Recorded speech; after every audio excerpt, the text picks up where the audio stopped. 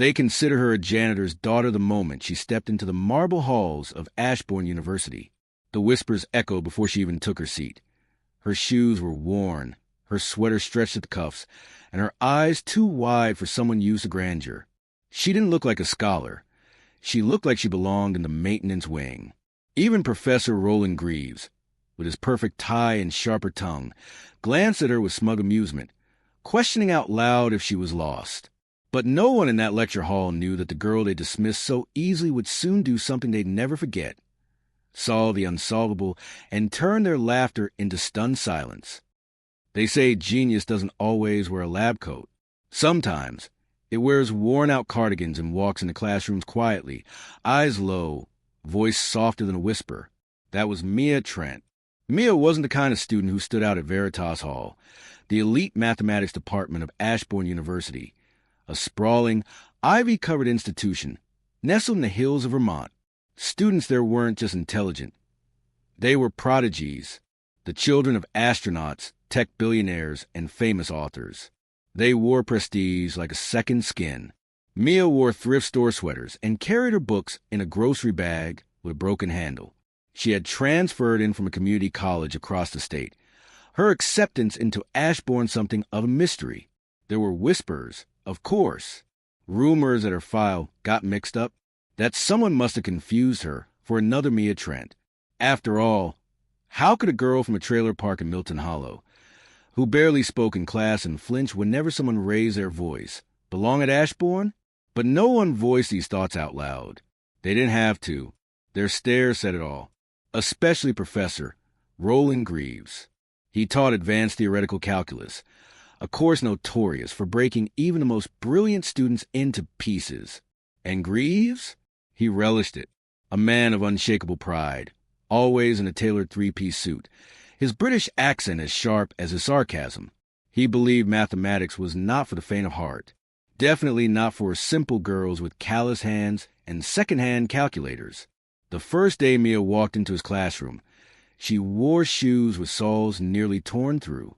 She sat in the back, her pencil case duct taped shut, eyes glued to her notebook as Greaves scanned the class like a hawk. When he saw her, his lips curled slightly. "And you are?" he asked in front of everyone. Mia Trent," she replied softly. Our transfer." He said transfer like it was a diagnosis, a flaw. The class chuckled. Mia looked down. The weeks that followed weren't any easier. While students like Carter Wells and Anika lively solved problems with flair and confidence, Mia scribbled silently, erasing often, biting her lip in frustration. Greaves never called on her unless he expected her to fail. And when she did, he made sure everyone heard. "Wrong again, Miss Trent. Perhaps this level of abstraction is too far a leap from wherever it is you studied." Laughter would ripple across the room like clockwork. Mia never cried. She never fought back. She just absorbed it, page after page of notes darkening under her pencil like armor. No one knew she spent every night in the dim corner of the library, hunched over calculus textbooks 2 editions out of date, teaching herself Fourier transforms by candlelight when the dorm's power went out. No one knew she took care of her mother, who had early-onset dementia, FaceTiming her in between classes, and feeding her reminders through the phone. No one knew the weight Mia carried every single day. They only saw what they wanted to see, a poor girl in a rich world, lost, out of place. Until the day of the midterm examination, Ashbourne's tradition was brutal. A 3-hour exam held in the Octagon Hall, a vast, circular room with tall marble pillars, red velvet curtains, and chandeliers that glinted like judging eyes. Students wore button-down shirts and loafers. Mia wore the same green cardigan she'd worn every Tuesday since the semester began. Professor Greaves strode in like a stage actor, flanked by teaching assistants carrying stacks of papers. He addressed the class with his usual theatrical flair. "Today," he said, "we separate the mathematicians from the enthusiasts." Students chuckled. Mia clutched her pencil tighter. The exam was infamous. 30 questions, 1 point each, no partial credit. And question 30? The impossible one. A problem so difficult, no one in 20 years had ever solved it during the test. It was Greaves' signature challenge, a symbolic guillotine. 2 hours in, heads were buried in hands. Students muttered formulas under their breath. Carter Wells stared at his paper in disbelief. Anika Lively had tears pooling in her eyes. And Mia? Mia had reached question 30. Her hands trembled. The problem was a monster. Prove the convergence behavior of an unbounded, oscillatory Fourier series representation of a piecewise function on a discontinuous domain. It was a trap, a beautifully cruel one. She could have skipped it, but something inside her shifted. Maybe it was the months of humiliation, or the years of being told she didn't belong. Or maybe it was just that she saw something in the chaos of those numbers, something beautiful. So she began. She drew diagrams, constructed limits, used integration by parts, then challenged her own work, tore it down and rebuilt it. Her pencil broke twice. Her palms were slick with sweat. Time ticked mercilessly forward. But Mia didn't look up, not even when Greaves walked past her, peeking down with raised eyebrows. She wrote until the final bell rang. And then, as if nothing had happened, she stood up, tucked her broken pencil behind her ear, and handed in her paper. No triumph, no smile, just the same quiet Mia, vanishing into the hallway while students groaned and cursed behind her. Greaves stayed late that night. Curiosity, or perhaps arrogance, compelled him to grade Mia's paper first. He expected a disaster, maybe a few lucky guesses. What he found instead made his brow furrow, then rise, line after line, solution after solution, each one elegant. Correct. Then he reached question 30. At first, he thought it was nonsense, but as he retraced her steps, his eyes narrowed, then widened. She hadn't just attempted it. She'd solved it, not through memorized steps or textbook tricks, but through original reasoning. Innovative, precise. Greaves sat back in silence. It was like discovering a diamond in the middle of a coal mine. The next day, Mia returned to class like she always did, quietly, with her sleeves tugged over her hands. But this time, Professor Greaves didn't mock her. Instead, as he entered, he cleared his throat. Before we begin, he said, I'd like to acknowledge an exceptional performance. Everyone looked around, confused. Mia Trent, he said, with a tone no one had ever heard before, scored a perfect 30, including problem 30. Her proof is among the finest I've read. The room went still. Carter blinked. Anika's jaw dropped. Mia's hand flew to her mouth, eyes wide with disbelief. And then, like slow thunder, the class began to applaud. It started with a single student, then another, and another, until the room that once mocked her erupted into a standing ovation. Mia didn't cry, but her fingers trembled against her pencil case, holding it like it was the only solid thing in the world. She hadn't just passed. She hadn't just proved them wrong. She had rewritten her place in their world. And she wasn't done yet.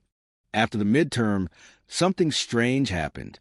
Mia Trent, the girl no one had paid attention to for the first half of the semester, suddenly found herself at the center of whispers in the vaulted corridors of Ashbourne University.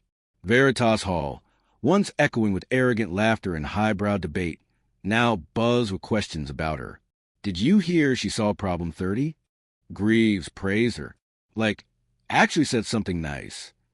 I saw her carrying a grocery bag as a backpack. Can you imagine? And she still aced it. But Mia didn't let it change her. She still came to class in her old cardigans. She still sat in the back row. She still kept her head down. The only thing different was the silence. Bless golden silence. No more sneers. No more under-the-breath giggles. Even Carter Wells, the golden boy with the jawline of a movie star and the ego to match, now avoided eye contact. Professor Greaves, though, had taken a sudden interest. Mia, he called after one lecture, his voice more restrained than usual, as if treading unfamiliar ground. May I have a word? She paused, blinking. Yes, sir. He didn't know how to talk to her without the sarcasm. That much was obvious. I've submitted your midterm solution to the Ashbourne Mathematical Review. It's, frankly, too good to go unnoticed. Mia froze. You submitted my exam answer? With your name on it, of course. He added quickly. I'd never plagiarized my own student, Miss Trent. She didn't know what to say. The Ashbourne Mathematical Review was legendary, a publication most students only dreamed of getting into after their PhDs. She hadn't even told her mother yet how well she'd done. Not that her mother would remember. Some days, she forgot Mia was even at college. Thank you, Mia said softly. Greaves studied her, as though only now realizing that buried behind the meekness was something formidable, something he'd underestimated. But if Mia thought that proving herself once meant she would never have to again, she was mistaken. Because genius, especially the kind that blooms unexpectedly in the shadows, is never left alone for long. 2 weeks after the midterms, the campus held its annual Ashbourne Symposium of Mathematical Inquiry, a pompous name for what was essentially a live academic gladiator match. Each year, students competed in front of a panel of visiting professors, alumni, and donors, solving complex, unseen problems on stage in front of a live audience. The prize? A fellowship recommendation and a hefty scholarship. Greaves wanted Mia to enter. She refused at first. I don't think I'd be good at performing, she said. It's not theater, Miss Trent, he replied. It's mathematics. But she knew better. At Ashbourne, everything was theater. Every debate, every showcase, every carefully chosen outfit. The symposium was a show, and she'd never been the kind of girl anyone expected to be on stage. Yet, when she returned to her dorm that night, she found an envelope slipped under her door. Inside was a typed note. They already called you a fluke. Are you really going to let them be right? Anonymous. Mia stared at it for a long time. The paper trembled in her hands. She didn't know who sent it. Greaves? A friend? A rival? But the words echoed something deeper inside her. She thought of her mother, back home, folding the same sweater every night. Thinking Mia was still in high school, she thought of the students who still glanced sideways at her thrift store clothes. She thought of herself, 10-year-old Mia, solving algebra while her neighbors begged her to come out and play. She signed up the next day, the day of the symposium. The Hall of Honor was transformed. Velvet curtains, crystal chandeliers, mahogany podiums arranged in a semicircle like altars to intellect. Every seat was filled, students in crisp suits, professors in gowns, and donors flashing Rolex watches. It smelled like old books and expensive cologne. The competitors were announced one by one. Carter Wells, looking like he was born for this. Anika Lively, hair perfectly curled, flashing her signature icy smile. And finally, Mia. When her name was called, the hall quieted. She stepped onto the stage in her cleanest jeans and a gray turtleneck, clutching her chalk-covered notepad like a life raft. Her shoes squeaked softly against the marble floor. She didn't look like a threat.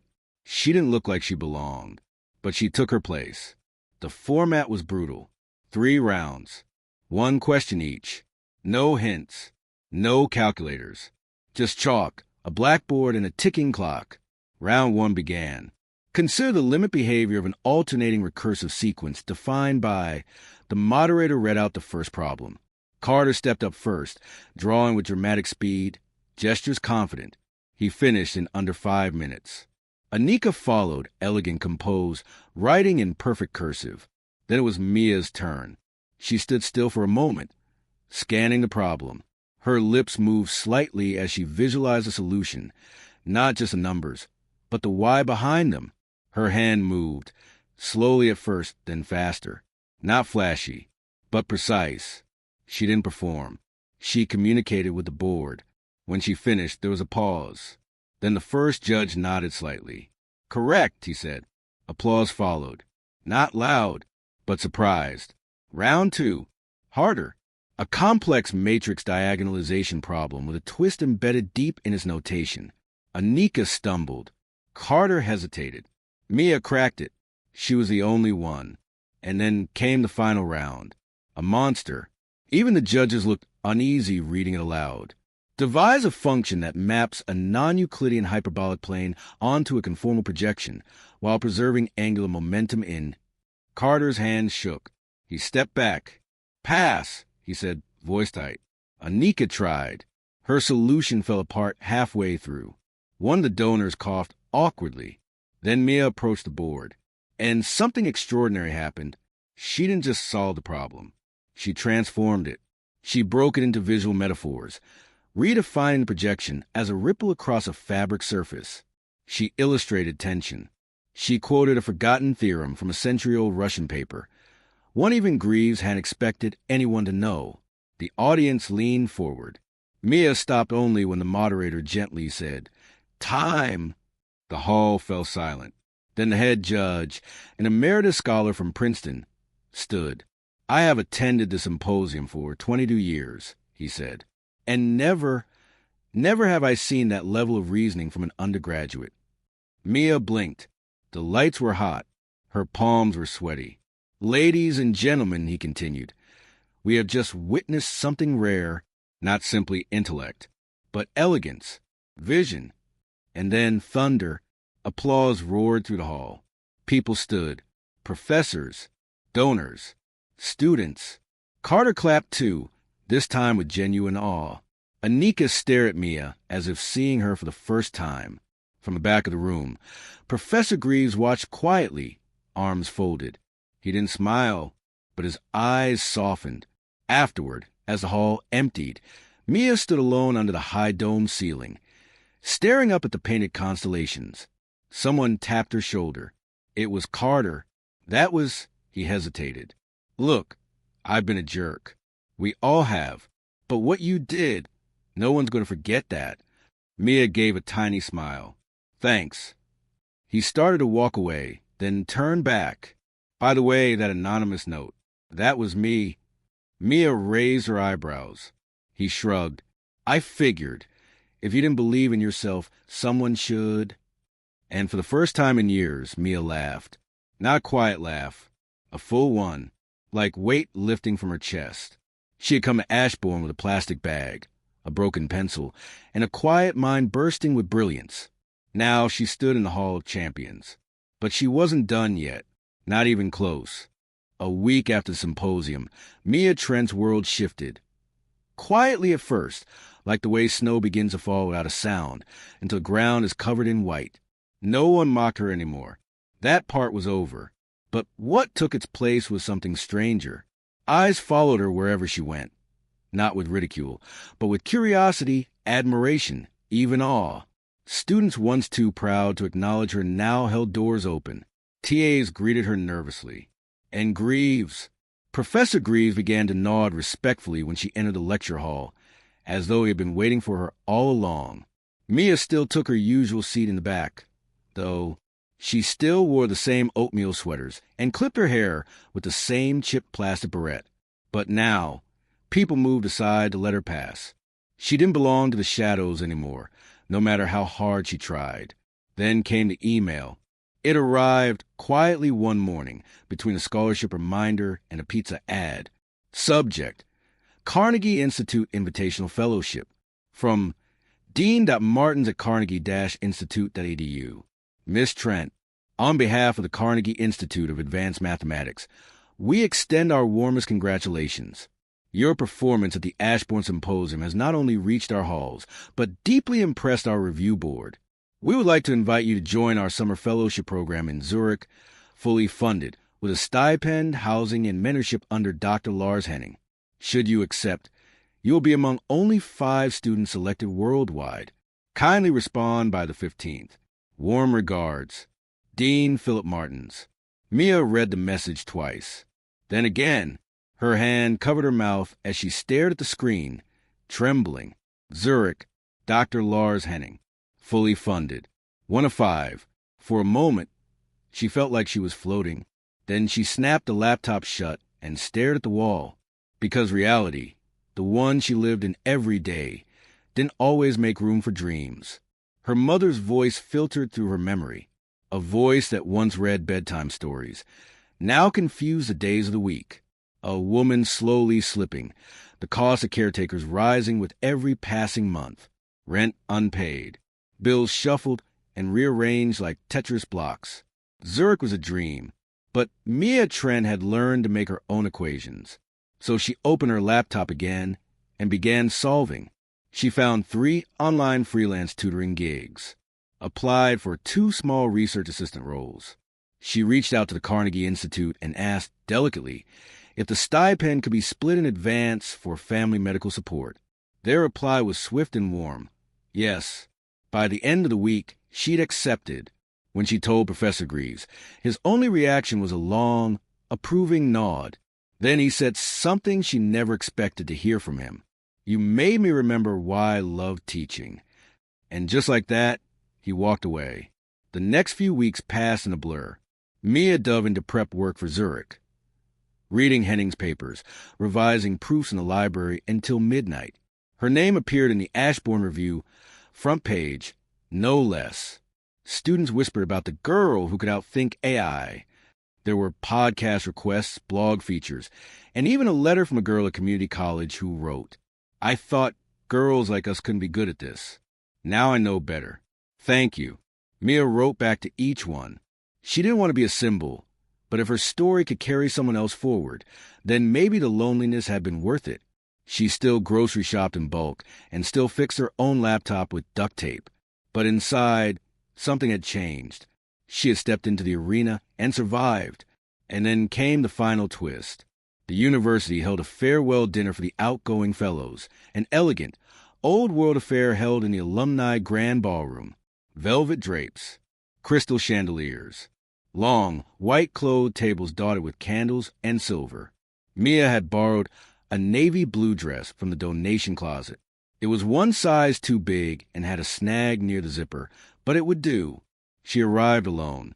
At the far end of the room sat the board, the professors and donors, including the very man who had laughed when Mia first entered Greaves' class and offered her a campus map, mistaking her for a janitor.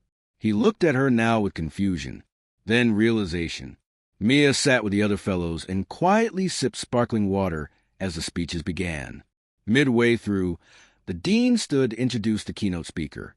"Tonight, we are honored to present a student whose journey has captured the attention of institutions far beyond our walls. Her story is not one of privilege, but of brilliance. She reminds us that genius needs no stage to begin, but once seen, it cannot be ignored." Mia blinked. The dean smiled. "Mia Trent, would you do us the honor?" She froze. All heads turned. Applause began, gentle then growing. Slowly she stood. Her knees trembled slightly. She walked toward the podium, the world slowing down to a heartbeat rhythm. She looked out over the sea of expectant faces. She thought about everything that had led her here. Her quiet beginnings, the professor who mocked her, the whispers, the letter under her door, the chalk in her hand. Then she took a deep breath. "I used to believe that being quiet made me invisible," she began. "That if you kept your head down long enough, people would leave you alone.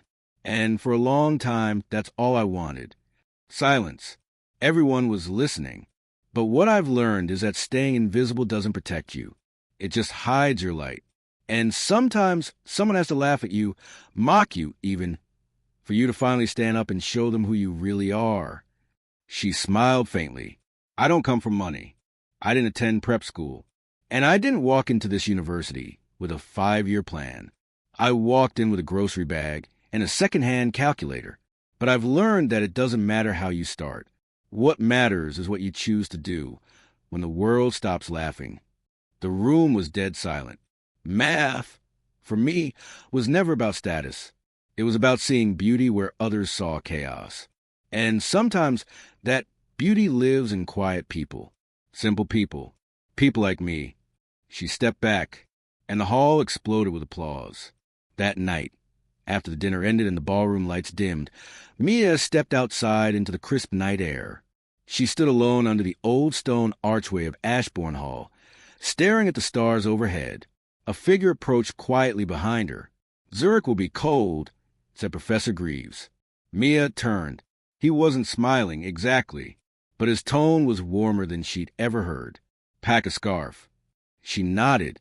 Then, surprising them both, she extended a hand. He shook it. "You taught me something too, Professor," she said. "Oh, that sometimes even the best minds can miss what's right in front of them." He chuckled. "Touché, Miss Trent. As he walked away, Mia took one last look at the school that had once broken her heart, then made it stronger. And when she left Ashbourne University that spring, she did so not as a quiet girl in the back row, but as the girl who solved the impossible, who faced down a hall of doubt and turned it into a standing ovation, who reminded the world that brilliance doesn't always shout. Sometimes it just waits patiently until the board is finally hers.